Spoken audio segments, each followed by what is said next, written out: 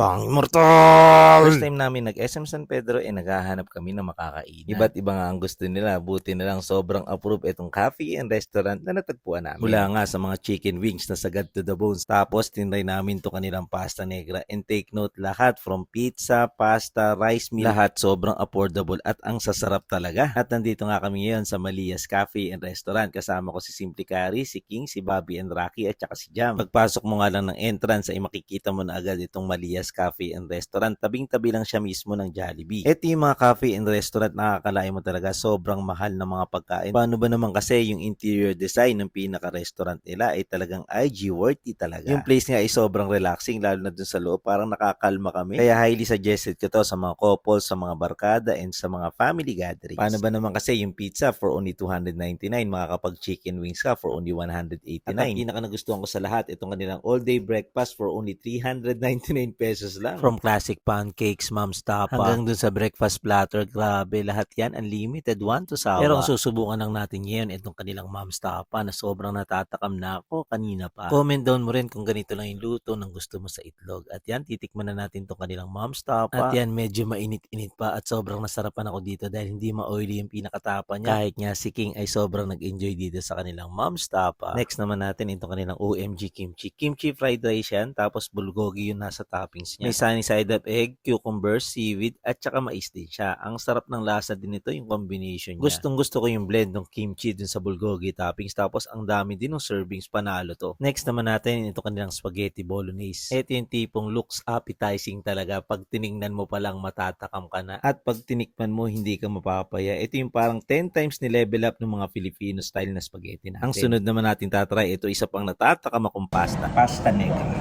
May mga squid din siya sa gilid, tapos parang sa squid ink to galing. At kung titingnan mo, parang ito yung sabaw ng puset na nilagay sa pasta. Sobra lang ako natuto habang tinitingnan ko. Tapos nung tinikman ko, grabe, lasang-lasa mo yung pinaka-squid. Super must try nga sa akin ito kanilang pasta negra. Next naman natin ito kanilang shakshuka. Etong shakshuka nga ay merong 4 na garlic bread. Tapos ang sarap niyang pinaka-sauce na yan. Sobrang ang cheesy ng pinaka-sauce niya. Tapos ang lapot. Ito yung tipong swak na swak sa panlasa ng mga Pilipino. Next naman natin titikman itong kanilang chicken wings. Ang sarap nitong kanilang soy, honey, garlic. Meron nga rin pala silang buffalo. Pero yung soy, honey, garlic at itong parmesan, ito yung napili natin. Ito yung tipo talaga na sagad to the bone sa sarap. Next naman natin itong kanilang white cheese garlic pizza. Ito talaga pwedeng-pwede sa pambata at saka sa pangmata. At isa sa mga nanotice ko dito, ang bango niya, tapos ang lambot at sobrang sarap talaga. Hanggang sa pinaka-crust niya panalo. Kaya nga kay King, approved din siya. At ito naman yung kanilang pizza, bulog na. Grabe, sobrang appetizing tingnan at saka sobrang sarap. Hindi in-overpower ng bulog na yung pinakalasa ng cheese dun sa pizza at saka dun sa crust. Sobrang panalo. Tapos sa dulo nga ay magde-dessert tayo ng halo-halo at saka ng mais kunyero. Kaya naman, iniimbitahan ko kayo pag nagpunta kayo ng SM San Pedro dito sa Malias Cafe and Restaurant.